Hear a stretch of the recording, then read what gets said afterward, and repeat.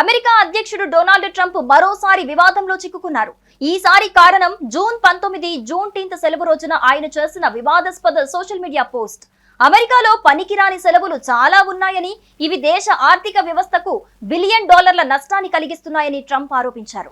Make America great again నినాదానికి ఈ సెలవులు అడ్డంకిగా ఉన్నాయని, కార్మికులు కూడా ఈ సెలవులను కోరుకోవటం లేదని ఆయన తన ట్రూత్ సోషల్ ప్లాట్ఫామ్ లో పోస్ట్ చేశారు. జూన్టీన్త్ సెలవు రోజున అమెరికాలోని పనికిరాని సెలవులు $1 బిలియన్ నష్టం కలిగిస్తున్నాయని ట్రంప్ ట్రూత్ సోషల్ పోస్ట్ చేయడంతో అక్కడి కార్మికులు భగ్గుమంటున్నారు. తమను అవమానించారని కార్మికులు మండిపడుతున్నారు. జూన్టీన్త్ 1865లో బానిసత్వం నుంచి విముక్తిని సూచిస్తూ 2021లో ఫెడరల్ హాలిడేగా అమెరికా ప్రకటించబడింది. ట్రంప్ జూన్టీన్త్ ను నేరుగా ప్రస్తావించకపోయినా ఈ పోస్ట్ సోషల్ మీడియాలో తీవ్ర చర్చ రేపింది. గతంలో ట్రంప్ జూన్టీన్త్ ను ప్రశంసించారు, కానీ ఈసారి వైట్ హౌస్ లో దీనిని సెలబ్రేట్ చేయలేదు. ట్రంప్ కార్మికుల సెలవులను వ్యతిరేకిస్తున్నారు అని విమర్శకులు ఆరోపిస్తున్నారు. అమెరికాలో 11 ఫెడరల్ హాలిడేస్ ఉండగా వీటి వల్ల ఆర్థిక నష్టం జరుగుతోందని ట్రంప్ వాదిస్తున్నారు. కానీ ఈ నష్టానికి సంబంధించిన ఎలాంటి డేటా ఇవ్వలేదు.